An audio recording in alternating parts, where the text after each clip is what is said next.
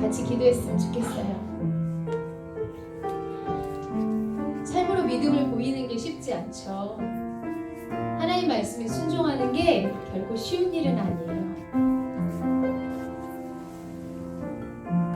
하지만 하나님 말씀대로 순종함으로 나아갈 때 하나님께서 우리 길을 인도하시고 하나님께서 우리를 통해서 하나님의 뜻을 이루실 줄 믿어요. 우리 친구들이 내 맘대로 하고 싶고 하나님 말씀대로 순종하는 거 어려워요. 그죠? 여러분 뜻으로 하려면 힘들어요. 그죠? 하나님 도와주세요. 저 하나님 말씀에 순종하는 믿음의 사람이 되고 싶어요. 근데 제 힘으로는 어려워요. 하나님, 제가 그렇게 되고 싶은 마음이 갖고 있는 거 하나님 아시죠? 저 좀 도와주세요. 제가 하나님 말씀 가운데 순종함을 결단하며 나아가는 믿음의 사람으로 살아갈 수 있도록 하나님 도와주세요 라고 이 시간에 같이 기도했으면 좋겠어요. 기도하겠습니다. 사랑하는 하나님 아버지, 감사합니다. 하나님 있습니다. 주의 은혜로 하나님의 자녀로 하나님 자녀로 있습니다. 하나님 정말 하나님께 구하시는 하나님의 온전한 자녀석에 하나님 내 안에 믿는 영광을 부족함을 고백합니다. 하나님의 상황과 환경을 바라보며 제 마음대로 판단하며 하나님 두려움 가운데 나아가지 못하고 주의 말씀에 순종하지 못할 때가 너무나 마음을 고백합니다. 아버지 제 힘으로 제 능력으로 제 의지로 되어지지 않는 하나님의 가운데서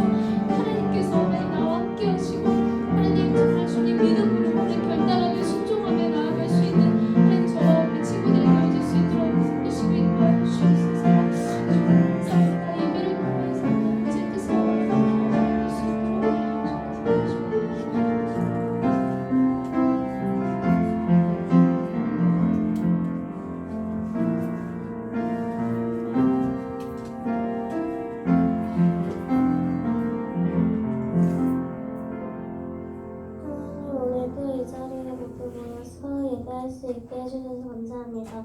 오늘 목사님 설교 말씀하실 때 딴짓하지 않고 제 설교 말씀 듣게 해주세요. 예수님 이름으로 기도했습니다. 아멘.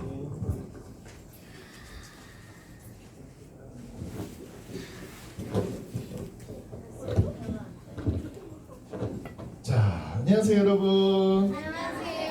안녕하세요. 일주일 만에 혹은 이틀 만에 목사님 얼굴 다시 보니까 반갑죠? 잠깐만. 잠깐만요. 아니고라니 너무하잖아. 금요일에 봤잖아요. 그러니까 이틀 만에 또 보니까 그래도 좋죠? 금요일에 봤잖아요. 네, 맞아요. 금요일에 봤는데 오늘 보니까 또 좋죠? 아니요. 야, 너무하잖아.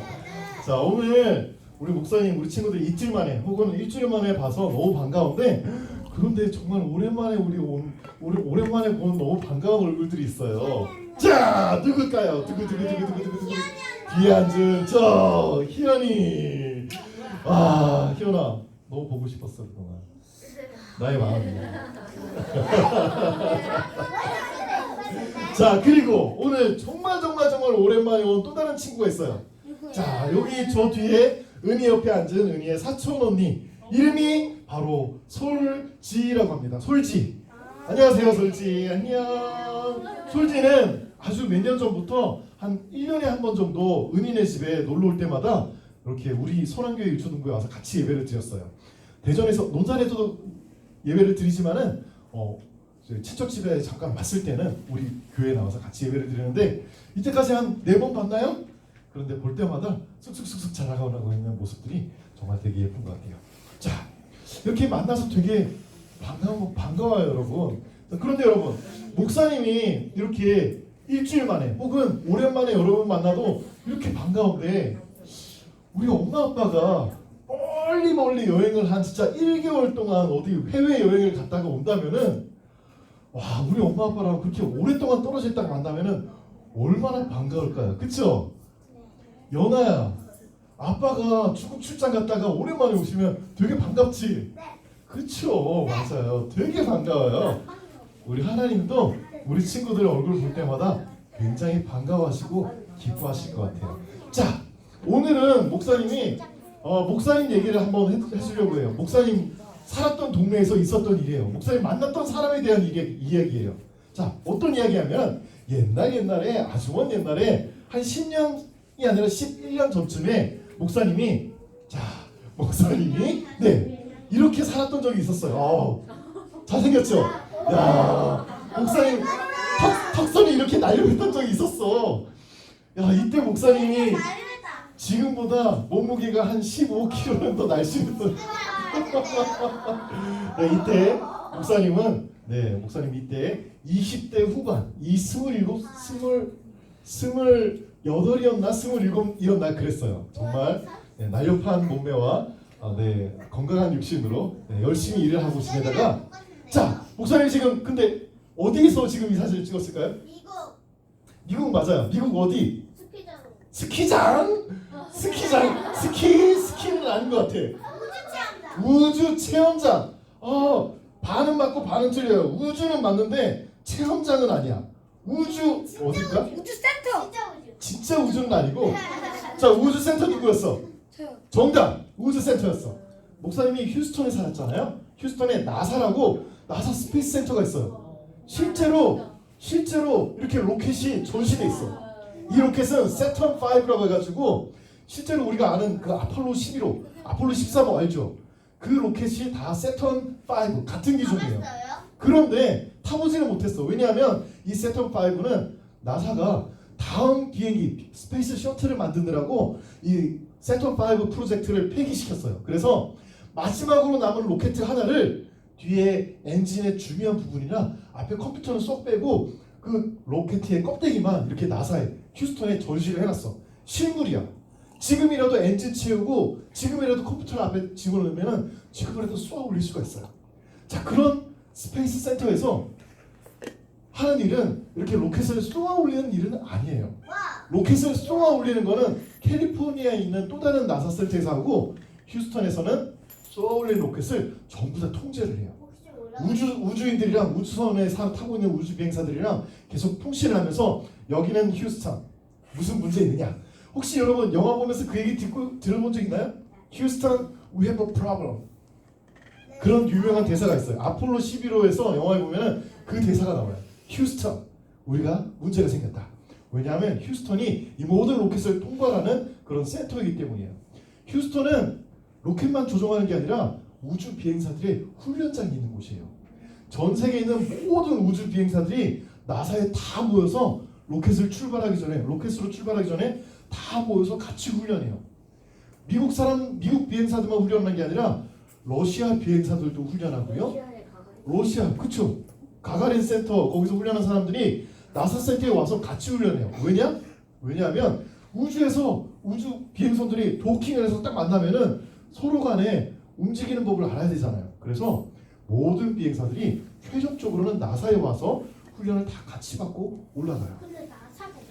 나사라고 하는 NASA라고 하는 그런 이제 조직이 있어요. 자, 그런데 그때 휴스턴에서 목사님이 총영사관에 근무할 때 만났던 우주 비행사가 있어요. 네? 진짜요? 그리고 그 우주 비행사는 심지어 한국 사람이었어요.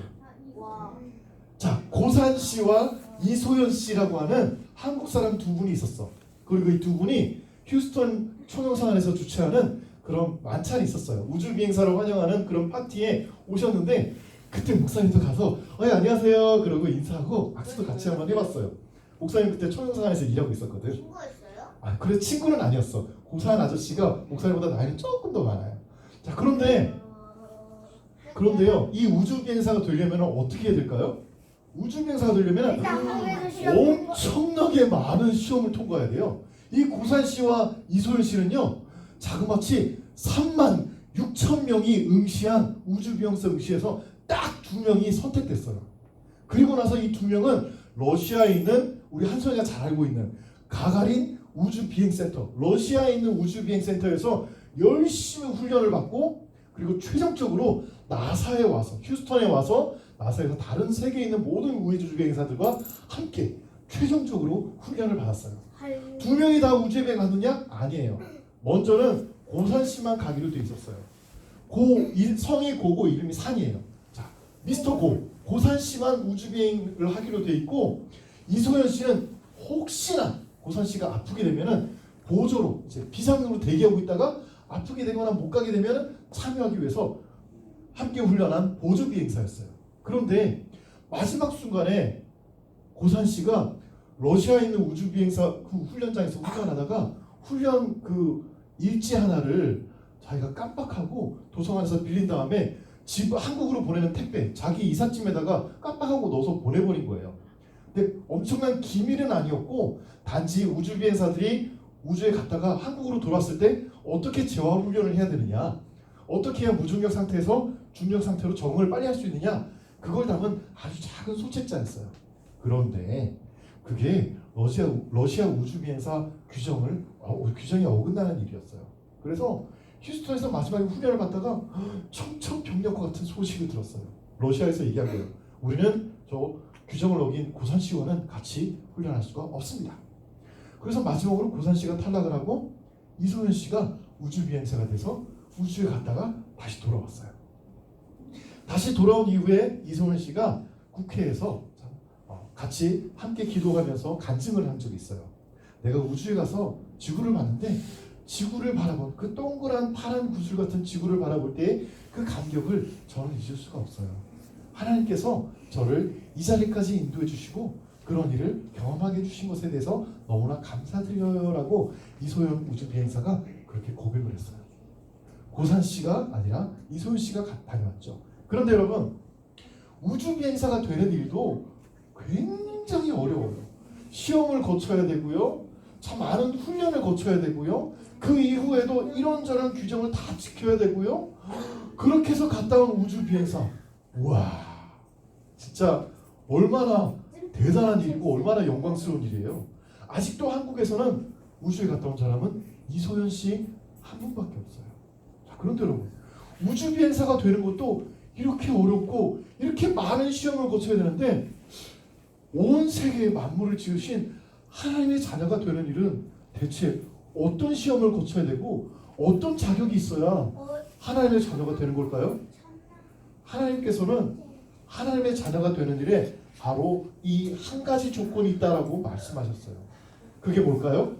우리가 열심히 예배 드리고 헌금을 얼마나 많이 하고, 우리가 하나님 보시기에 너 우주비행사도 1년 동안 훈련 받았는데 너 한 10년은 훈련 받아야 돼. 아, 예, 알겠습니다. 훈련 받겠습니다.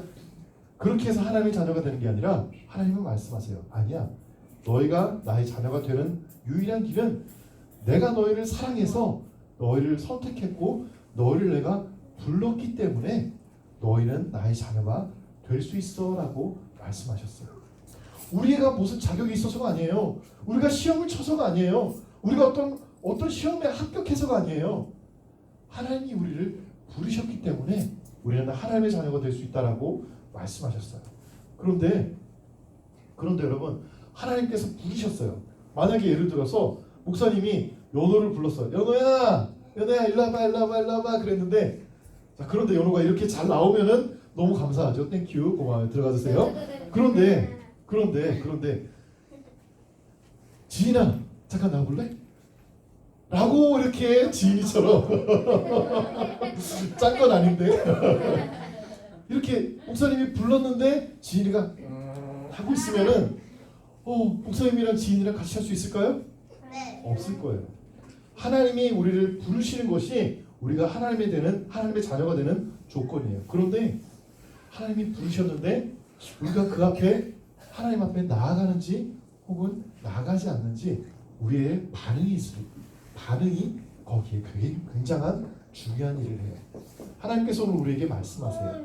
얘들아, 내가 너희를 불렀는데 하나님의 부르심에 너희는 하나님이 나에게 믿음의 결단을 보이렴이라고 말씀하고 계세요. 우리 오늘 주제 말씀 같이 한번 읽어볼게요. 시작. 하나님이 부르실 때 하나님께 믿음의 결단을 보여라. 하나님이 부르실 때 하나님께 뭘 보이라고요? 믿음의 결단. 믿음의 결심을 보이래요. 아니, 믿음 눈에 보이나요, 여러분? 믿음 눈에 안 보여요. 근데 믿음의 결단은 어떻게 보일 수 있을까요? 아까 우리 예를 봤죠. 연호야, 잠깐 이쪽으로 나와볼래? 자, 연호의 순종은 눈에 보이잖아요. 순종이라는 건 눈에 보이지 않아요. 그런데 목사님이 불렀을 때 연호가 어떻게 했죠? 앞으로 나왔어요. 연호가 앞으로 나온 건 우리 두 눈으로 똑똑히 봤죠? 우리의 믿음의 결단도 바로 이것과 같다라고 말씀하세요. 우리 하나님의 말씀 같이 읽어볼게요. 시작. 그러므로 믿음으로 말미암은 자는 믿음이 있는 아브라함과 함께 복을 받으리라. 갈라디아서 3장 9절 말씀. 아멘. 하나님께서 오늘 아브라함이라고 하는 사람을 부르셨대요. 그리고 그 사람에게 복을 주셨는데, 그런데 여러분, 우리가 믿음의 결단을 하나님께 보인다면, 우리가 하나님을 믿는다면은 아브라함이 받았던 그 복을 우리도 동일하게 받을 것이다라고 하나님께서 약속하셨어요. 우리 지난 시간에 바벨탑 이야기했어요. 그렇죠? 바벨탑. 사람들이 하나님을 떠나서 하나님이 온 땅에 충만하게 흩어지렴, 온 땅에 하나님의 영광을 가득하게 하려고 하셨는데, 근데 그건 좀 별로인 것 같은데, 되게 피곤할 것 같은데, 힘들 것 같은데, 우리 그냥 여기서 살 건데, 그러면서 사람들이 하나님이 아니라 자기 이름을 내걸기 시작했어요. 하나님의 뜻이 아니라 자기 마음대로 살기 시작했어요. 그런 바벨탑을 보시고 하나님께서 사람들이 더 이상 죄를 짓지 못하도록 도와주셨어요. 언어를 흩으시고 모든 땅으로 사람들을 흩으셨어요. 그러면은 그런 사람들 때문에 하나님께서 우리 모든 사람들을 구원하시기 원하셨던 하나님의 계획은 실패한 건가요? 아니에요. 하나님은 그 모든 상황 속에서 또다시 한 사람을 부르셨어요. 그 한 사람은 바로 아브라함이라고 하는 사람이었어요. 이 아브라함이라고 하는 사람을 하나님께서 부르셨어요. 아브라함아, 너는 내가 너에게 말하는 그 땅으로 가렴. 너는 지금 고향에 살고 있고, 너는 지금 많은 사람들과 같이 살고 있고, 부족한 거 없이 살고 있지만, 그런데 아브라함아, 나는 너에게 복을 주고 싶어. 나는 너를 통해서 많은 사람들이 구원을 받는 바로 그 복을 너에게 주고 싶어. 그러니까 아브라함아, 너는 여기 있으면 안 돼. 너는 내가 말하는 그 땅으로, 그 약속의 땅으로 떠나렴. 네가 가진 모든 것을 포기하고 그곳으로 가렴. 그러면 내가 너와 함께 할 것이고 내가 너를 통해서 많은 사람들에게 구원의 복을 줄 수 있어. 아브라함이 그때 어떻게 했을까요? 아브라함의 아버지 데라와 아브라함과 아브라함의 조카 룻과 아브라함의 아내 사라가 어딨지? 사라가 어디 살아있다. 사라와 함께 그 네 사람이 하란 땅에서 머물고 있다가 하나님이 말씀하신 이 가나안 땅으로 여기서 이쪽으로 떠나기로 결단했어요. 하나님은 아브라함이 말씀하셨어요. 아브라함아, 나는 너를 만든, 온 세상을 만든, 그리고 너를 구원하기 원하는 하나님이야. 아브라함아, 이제 내 말을 믿고 떠나렴. 네가 익숙한 그곳, 편안한 그곳을 떠나서 내가 말하는 저 땅으로 가렴. 그러면 내가 너를 통해서 많은 사람에게 구원의 복을 줄 거야. 아브라함은 그 말을 들었을 때 믿음으로 결단했어요. 아, 이곳에 살면 편하겠지만, 이곳에 살면 너무 쉽겠지만, 그렇지만 하나님께서 나에게 구원의 복을 준다고 약속하셨고, 하나님께서 나를 통해서 많은 사람들에게 구원의 복을 구원하기 원하신다고 말씀하셨어. 하나님의 말씀을 믿습니다라고 하는 그 믿음으로 결단해서 아브라함은 먼 곳으로, 아무도 모르는 그 땅으로 떠나기로 결심했어요. 여러분, 결단, 믿음의 그 결단, 하나님께서는 아브라함에게 보셨던 그 믿음의 결단을 우리에게도 보기를 원하세요. 우리에게도 하나님의 그 말씀에 순종하는 그 믿음을 보기를 원하세요. 그런데 여러분, 왜 순종이 중요한가요? 왜 믿음의 결단이 중요한가요? 왜냐하면요, 믿음의 결단은 바로 그 순종을 하는 것은 위대한 일이기 때문이에요. 우리 위대하지 않은 일, 그냥 조금 있다가 나 코 파야지 그러면서 나는 오늘 예배 끝나자마자 코를 파기로 결단했어라고 말하는 사람은 없어요. 그렇죠? 미안해요. 설교하면서 나는 설교 들으면서 머리가 근질근질하니까 머리를 긁어야지라고 마음속에 굳게 결단하고서 머리 긁는 사람은 없어요. 결단하는 일은요, 여러분, 위대한 일이기 때문에, 아주 큰 일이기 때문에 결단이 아브라함에게 필요했어요. 우리도 마찬가지예요. 하나님이 우리에게 하나님을 사랑하고 이웃을 사랑하려 그 말씀을 주셨을 때 그 일은 쉬운 일이 아니에요. 그 일은 그냥 아무렇지도 않은 일이 아니라 큰 일이고 위대한 일이기 때문에 우리에게도 그 믿음의 결단이 필요해요. 또 믿음의 결단이 왜 필요하냐면요, 그 일에는 어려움이 있을 거기 때문에 결단이 필요해요. 아브라함은 자기가 살던 곳, 자기가 살던 집, 자기가 살던 알고 지내는 모든 친구들과 그런 모든 것들을 뒤로하고 아무도 모르는, 나를 해치는 사람이 있을지도 모르고 길에서 막 맹수를 만날지도 모르는 그 길을 떠나기로 결단했어요. 결단이 필요한 이유는 그 일이 절대 쉬운 일이 아니라 어려움이 있을 거라는 걸 알기 때문이었어요. 학교에 가서 친구들이랑 놀 때도 마찬가지일 거예요. 그냥 성격 좋은 친구랑 노는 거는 쉬워요. 그냥 나 좋아하는 친구들이랑 같이 노는 건 쉬워요. 그런데 성격이 좀 어려운 친구들이랑 잘 지내야지라고 하는 거는 마음의 결단이 필요해요. 다른 친구들한테 놀림받는 저 친구들이랑 내가 친구가 되어줘야지라고 다가가는 것은 마음의 결단이 필요해요. 왜냐하면 그 일은 쉬운 일이 아니에요. 그렇게 그 친구들이랑 같이 놀아주려고 하다 보면요, 친하게 지내려고 하다 보면요, 다른 친구들한테 나도 놀림 받을 수 있어요. 그 친구의 어려운 말 때문에 내가 마음에 상처받을 수 있어요. 어려운 일이기 때문에 우리는 누군가와 친구가 되어주려고 할 때 결단이 필요해요. 결단이 왜 필요할까요? 마지막으로 그 일은 하나님이 기뻐하시는 선한 일이기 때문에 결단이 필요해요. 우리 엄마 아빠 말 안 들을 때 결단이 필요한가요?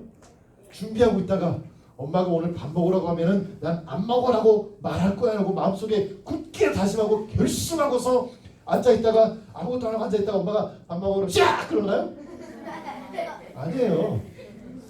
그런 일은요 그냥 내가 다른 거 하다가 엄마가 밥 먹어 그러니까 아 싫어. 그런 일은요 결단이 필요 없는 일이에요. 엄마 아빠 말을 잘 듣기 위해서 오히려 우리는 그 선한 일을 위해서 결심이 필요해요. 아 엄마 아빠가 이렇게 하라고 하셨는데 이때까지 엄마 아빠 되게 속을 많이 썩어드렸는데 어젯밤에 우리 엄마가 나 때문에 속상해서 눈물을 흘리시는 것 같았어. 오늘은 엄마 말씀 잘 들어야지. 결심을 해야지 우리가 선한 일을 할 수가 있어요. 마찬가지예요. 하나님이 우리에게 말씀하시는 것, 그 믿음의 결단은 하나님의 말씀에 순종하겠다라고 하는 그 결단은요 위대한 일이고 어렵지만 선한 일이기 때문에 우리는 믿음의 결단을 해야 돼요. 여러분 믿음의 결단 왜 해야 돼요? 그냥 이런 거 안 하고 그냥 쉽게 사면 안 돼요? 하나님의 자녀, 굳이 자녀까지 해야 돼요? 그냥 천국만 가면 되는 거 아니에요? 아니에요. 천국은요 하나님의 자녀만이 들어갈 수 있는 곳이에요.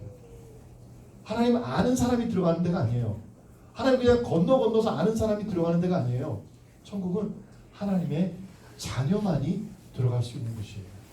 그리고요 우리가 선한 일을 하기로 또 하나님의 말씀을 순종하기로 믿음의 결단을 하는 거는요 우리한테 어려운 일이 아니라 우리한테 가장 좋은 일이다라고 하나님께서 말씀하세요. 그 아브라함에게 하나님은 늘 함께 해주셨어요. 그 아브라함에게 성경에 하나님이 이 사람은 나의 친구다라고 말한 사람이 딱 한 명 있는데 그 사람이 바로 아브라함이었어요. 하나님께서 말씀하세요. 믿음의 결단을 내게 보이고 내가 말하는 그대로 순종하는 바로 그 사람, 내가 아브라함과 같이 그 사람을 나의 친구로 삼겠다라고 말씀하신 거예요. 오늘 말씀에도 나오잖아요. 믿음의 결단을 보이는 바로 그 사람, 아브라함과 같은 복을 받을 것이다. 믿음의 결단을 하고 내 말에 순종하기로 결심한 바로 그 사람, 매일매일 순종하기로 결심하는 바로 그 사람과 나는 함께 할 것이다. 그 사람이 나의 친구가 될 것이고 그 사람이 나의 자녀가 될 것이다. 내가 그 사람과 함께 할 것이고 그 사람에게 구원의 복을, 하나님이 주시는 그 복을 쏟아부어 줄 것이다 라고 하나님께서 약속하고 계세요. 우리 친구들 마음이 어려울 때 있나요? 우리 친구들 다른 친구들이랑 같이 사이좋게 지내기 원하는데 어려울 때 있나요? 여러분 하나님의 그 말씀에 순종하기로 결심해봐요. 하나님은 우리에게 뭐라고 말씀하세요? 하나님을 사랑하고 너의 이웃을, 너의 친구들을 너의 몸과 같이 사랑하렴이라고 말씀하셨어요.